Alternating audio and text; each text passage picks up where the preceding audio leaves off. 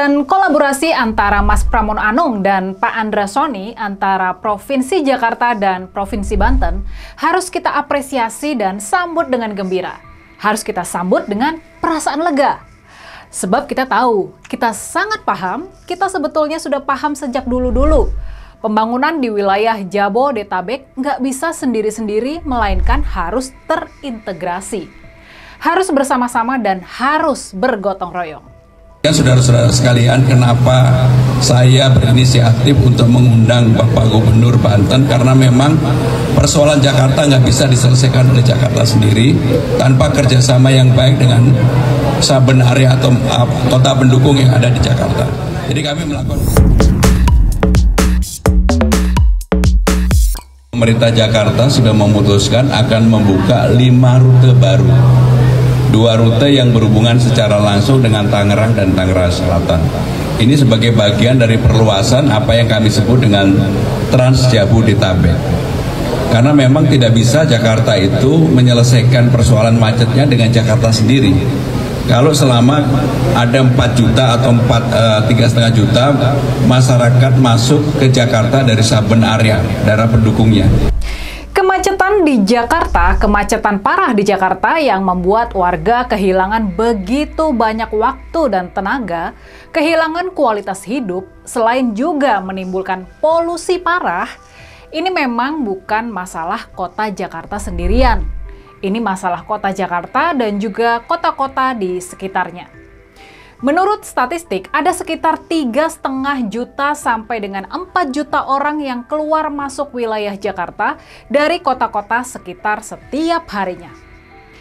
Di malam hari, penduduk Jakarta sekitar 10 juta orang. Tapi di siang hari ada sekitar 13 juta sampai dengan 14 juta orang yang berkegiatan di sana. Sebagai gambaran, kita bisa bandingkan angka-angka ini dengan kota super metropolitan Tokyo di Jepang.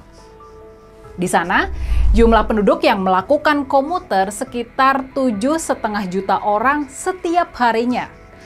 Angkanya sekitar 2 kali lipat dari Jakarta. Tapi kita tahu betapa canggih dan masifnya sistem kereta atau MRT di sana. Begitu juga dengan Singapura. Di negeri pulau berpenduduk 6 juta jiwa itu, sistem transportasi MRT-nya sanggup mengangkut sekitar 3,2 juta orang setiap harinya. Di Jakarta, sejauh ini sistem MRT kita baru mampu mengangkut 115.000. Ini ribu loh ya, bukan juta. Sistem MRT kita baru mampu mengangkut sekitar 115.000 orang setiap harinya. Sementara itu sistem LRT kita di hari puncaknya dia juga baru sanggup mengangkut sekitar 100 ribuan orang dalam sehari. Untuk KRL, transportasi kereta yang paling populer, sekarang ini setiap harinya dia mampu mengangkut hingga 1,2 juta penumpang.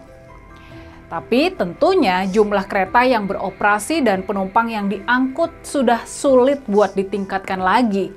Karena bakal sangat mengganggu perlintasan-perlintasan dengan jalan raya. Makanya solusi transportasi umum di Jakarta ke depan adalah pembangunan MRT dan LRT yang harus lebih masif. Dan harus menggurita sampai ke daerah-daerah di seluruh wilayah Jabodetabek. Sekarang ini sistem MRT yang diinisiasi di era Gubernur Jokowi, dia baru punya 1 jalur saja. Dan pendek, yakni dari Lebak Bulus sampai Bundaran Hotel Indonesia. Jarak yang ditempuh baru 15,7 km dan terdiri dari 13 stasiun pemberhentian. Sebagai perbandingan, di Singapura, di sana kereta-kereta MRT melintas di jalur-jalur dengan total panjang mencapai 153 km dan punya 113 stasiun pemberhentian. Buat moda transportasi LRT yang pembangunannya diinisiasi di era Gubernur Ahok, di era Gubernur Basuki Cahayapurnama, sekarang ini dia baru punya 3 jalur dengan total panjang 50 km dan melayani 24 stasiun pemberhentian. Jadi sudah Terbayangkan betapa tertinggalnya Jakarta dalam pembangunan transportasi massal dibandingkan dengan kota-kota besar lain di Asia. Nah, makanya nih kita patut gembira dan bersyukur dengan adanya inisiatif terbaru kolaborasi Jakarta dan wilayah-wilayah di sekitarnya buat memperluas pembangunan transportasi umum berbasis kereta ini. Inisiatif ini bukan cuma penting, tapi juga sudah sangat mendesak. Sudah pasti kita juga paham, kalau kita cuma berhitung secara politik dan elektoral buat kepentingan menghadapi pemilihan umum saja, rencana pembangunan jalur MRT baru sampai keluar wilayah Provinsi Jakarta bukan pilihan yang menguntungkan. Ini bukan pilihan yang menguntungkan secara elektoral. Ini bukan kebijakan populis yang bisa menarik simpati pemilih.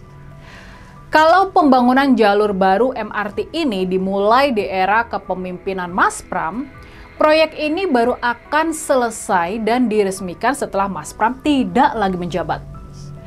Kita ingat MRT yang diinisiasi oleh Pak Jokowi baru diresmikan di era kepemimpinan Pak Anies Baswedan. Sementara itu LRT yang diinisiasi oleh Pak Ahok baru beroperasi di era kepemimpinan Pak Heru Budi.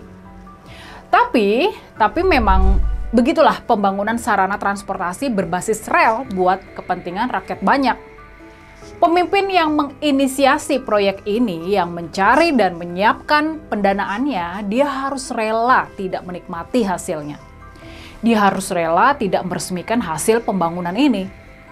Bahkan, parahnya nih, di era kepemimpinan Mas Pram, bisa jadi yang didapat oleh sang pemimpin adalah omelan dan cacian warga karena proses pembangunan jalur MRT dan LRT bakal menyebabkan penyempitan jalan-jalan dan kemacetan yang semakin parah.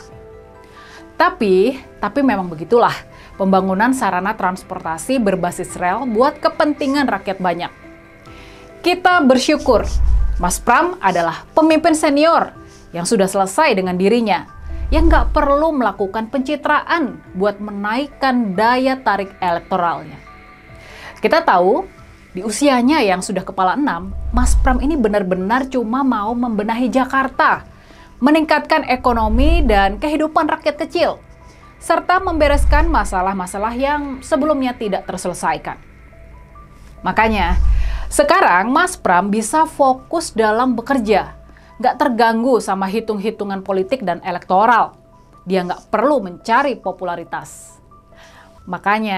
Makanya nih, walaupun pemberitaan soal kolaborasi ini kurang diangkat sama media-media, kita harus menyambut gembira pertemuan antara Mas Pramono Anung dan Pak Andra Soni antara Provinsi Jakarta dan Provinsi Banten ini. Harus kita sambut pertemuan ini dengan perasaan lega. Walaupun nggak terkesan heroik, mungkin juga kurang menarik buat jadi konten TikTok, tapi kolaborasi ini sesungguhnya benar-benar buat kepentingan rakyat. Ini benar-benar buat kepentingan warga Jabodetabek di masa depan. Nah, gimana nih kalau menurut kalian? Tulis analisa kritis kalian di kolom komentar.